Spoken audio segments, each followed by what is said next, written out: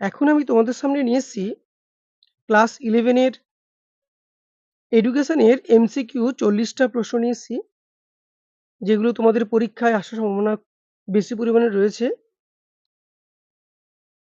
চলো আমরা প্রথমে দেখি কি প্রশ্নটা এসছে। শিক্ষা বলতে বোঝায়, অ্যান্সার হবে ডি, ব্যক্তির অন্তর্নিহিত সত্তার পূর্ণ বিকাশ। 2 নম্বর দেখো, সংকীর্ণ অর্থে শিক্ষা হলো একটি, অ্যান্সার হবে এ, জ্ঞানদানের প্রক্রিয়া। তোমরা যারা আমার চ্যানেলে নতুন, তোমরা অবশ্যই সাবস্ক্রাইব করবে আর বন্ধুদের মধ্যে শেয়ার করবে, বেল আইকনটা ক্লিক করবে।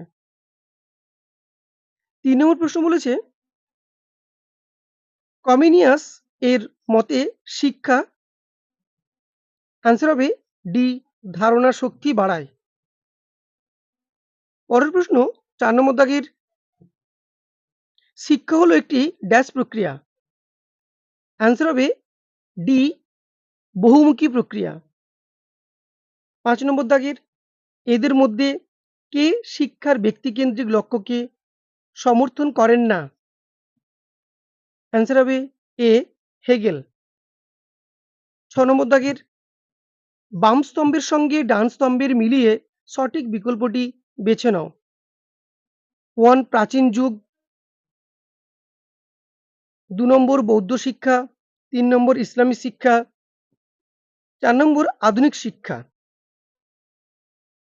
অ্যান্সার হবে এ, কারণ প্রাচীন যুগের সঙ্গে শিক্ষার লক্ষ্য মুক্তি লাভ, এটা সম্পর্ক রয়েছে। আর 2 নম্বর বৌদ্ধিক শিক্ষার সঙ্গে ডি, শিক্ষার লক্ষ্য ছিল নির্বাণ লাভ, এটা সম্পর্ক রয়েছে। আর 3 নম্বর ইসলামিক শিক্ষার সঙ্গে রয়েছে শিক্ষার লক্ষ্য ছিল ধর্মীয় ও নৈতিক জ্ঞান অর্জন, মানে 3 এর সঙ্গে এ, আর 4 এর সঙ্গে সির সম্পর্ক রয়েছে। 7 নম্বর দাগের, বর্তমানে শিক্ষার প্রকৃত লক্ষ্য হলো, অ্যান্সার হবে ডি, সমগ্র জাতির বিকাশ। 8 নম্বর দাগের, শিক্ষার কোন লক্ষ্য শিক্ষার্থীকে পরিবেশের সাথে মানিয়ে নিতে সাহায্য করে, অ্যান্সার হবে ডি, অভিযোজনমূলক। 9 এর দাগের, কেস স্টাডি করে সঠিক বিকল্পটি বেছে নাও। স্কুলের প্রশাসন ও শিক্ষার্থীদের কাছ থেকে জানা গেল একজন শিক্ষক যথাসময়ে বিদ্যালয়ে আসেন, ক্লাস নেওয়ার সময় শিক্ষা সহায়ক উপকরণ ব্যবহার করেন, ক্লাসে কেউ কথা বললে তিনি অত্যন্ত বকাবকি করেন। এই শিক্ষকের শিক্ষণ পদ্ধতিকে কি বলবে? উত্তর হবে বি, শিক্ষক কেন্দ্রিক। 10 নম্বর দাগের, আধুনিক শিক্ষা ব্যবস্থায় শিক্ষক শিক্ষার্থীকে, অ্যান্সার হবে বি, জ্ঞান আহরণের জন্য সক্রিয় করে তুলবেন। পরের প্রশ্ন 11 দাগের, কোন শিক্ষায় নির্দিষ্ট পাঠ্যক্রম থাকে না, অ্যান্সার হবে সি, অনিয়ন্ত্রিত শিক্ষায়। 12 নম্বর দাগের, ধর্মীয় প্রতিষ্ঠানগুলি শিক্ষার কোন প্রকার সংস্থা হিসেবে পরিচিত, অ্যান্সার হবে বি, অনিয়ন্ত্রিত শিক্ষা অবস্থায়। 13 নম্বর দাগেরটা দেখো, সত্য মিথ্যার সঠিক বিকল্পটি বেছে নাও। বিবৃতি নম্বর 1, অনিয়ন্ত্রিত শিক্ষায় মূল্যায়ন, পাঠ্যক্রম, শিক্ষক কোনোটিই থাকে না। বিবৃতি নম্বর 2, নিয়ন্ত্রিত শিক্ষার প্রধান বৈশিষ্ট্য ডিগ্রিধারী শিক্ষা, এর মধ্যে কোনটা ঠিক হবে, অ্যান্সার হবে বি, বিবৃতি নম্বর 1 এবং বিবৃতি নম্বর 2 উভয় সত্য। 14 নম্বর দাগেরটা, ইন্দিরা গান্ধী জাতীয় মুক্ত বিশ্ববিদ্যালয় প্রতিষ্ঠিত হয় কত সালে, অ্যান্সার হবে বি, 1985 সালে। 15 নম্বর দাগের, জনমত গঠনে গুরুত্বপূর্ণ ভূমিকা পালন করে থাকে, অ্যান্সার হবে এ, সংবাদপত্র। 16 নম্বর দাগের, মৌখিক শিক্ষণে সহায়তা করে, অ্যান্সার হবে সি, বেতার। 17 নম্বর দাগের, school is a simplified, purified and better balanced society. উক্তিটি কার? অ্যান্সার হবে সি, জন ডিউই। ১৮ নম্বর দাগের রাজ্য স্তরের বিদ্যালয়গুলির শিক্ষার উৎকর্ষতা আনয়নে কর্মরত একটি সংস্থা। অ্যান্সার হবে ডি, এসসিইআরটি।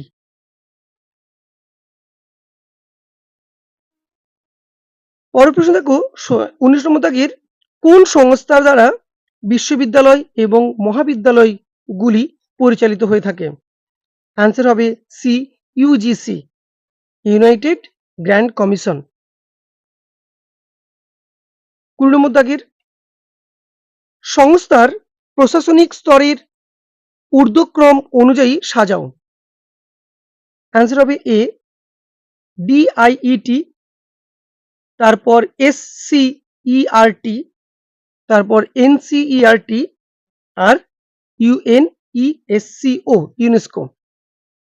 21, শিক্ষাবিজ্ঞান ব্যক্তিজীবনে বিভিন্ন মূল্যবোধ জাগ্রত করার কৌশল উদ্ভাবন করে। সেই সকল মূল্যবোধগুলিকে নির্ধারণ করে দেয়। অ্যান্সার হবে সি, দর্শন। 22 নম্বর দাগের education is the dynamic side of philosophy, কার উক্তি এটা? অ্যান্সার হবে এ, স্যার জন অ্যাডামস।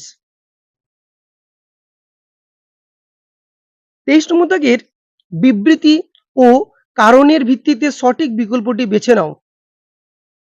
বিবৃতি নম্বর এ, ন্যায় দর্শন হলো একটি নাস্তিক দর্শন, কারণ ন্যায় দার্শনিকগণ বেদের প্রামাণ্য স্বীকার করে। অ্যান্সার হবে এখানে ডি, এ ভুল কিন্তু আর সঠিক। 24 নম্বর দাগের ইসলামিক শিক্ষার প্রধান লক্ষ্য ছিল। অ্যান্সার হবে এ, নৈতিক ও জাগতিক জীবনের মান উন্নয়ন। 25 নম্বর দাগের বৌদ্ধ দর্শন ও তত্ত্ব বিষয়ে আলোচনা রয়েছে। অ্যান্সার হবে সি, অভিধর্ম পিটকে। পরের প্রশ্ন 26 নম্বর দাগের শিক্ষার্থীদের হাতে কলমে কাজ করে যে কোনো অভিজ্ঞতা জ্ঞান অর্জন করা উচিত এই মতে বিশ্বাসী দার্শনিকগণ। অ্যান্সার হবে বি, প্রয়োগবাদী।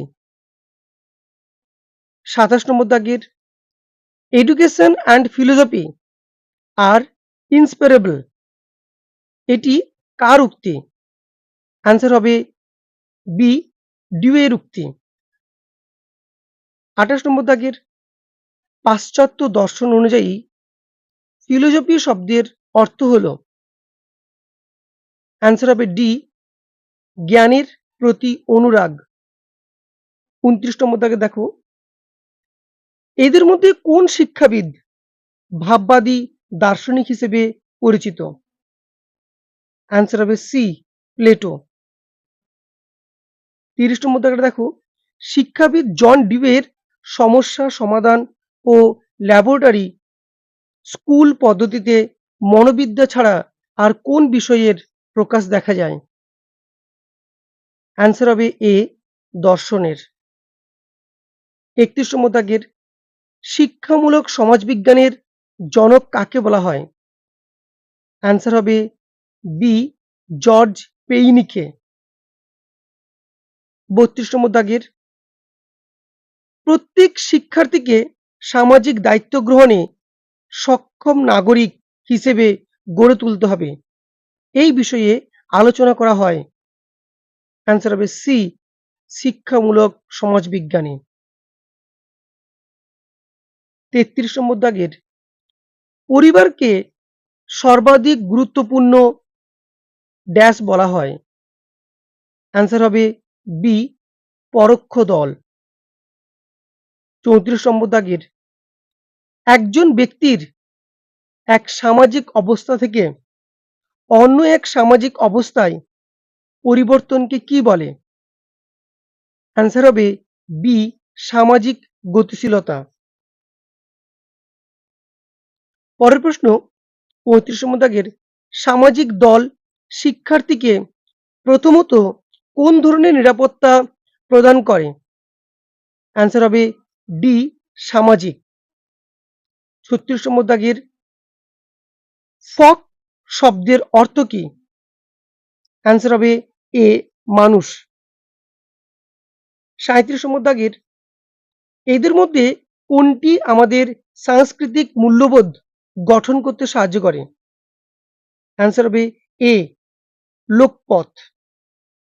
৩৮ নম্বর দাগের নিম্নলিখিত কোনটি সামাজিক আচরণের পরিবর্তনের সঠিক ডায়াগ্রাম?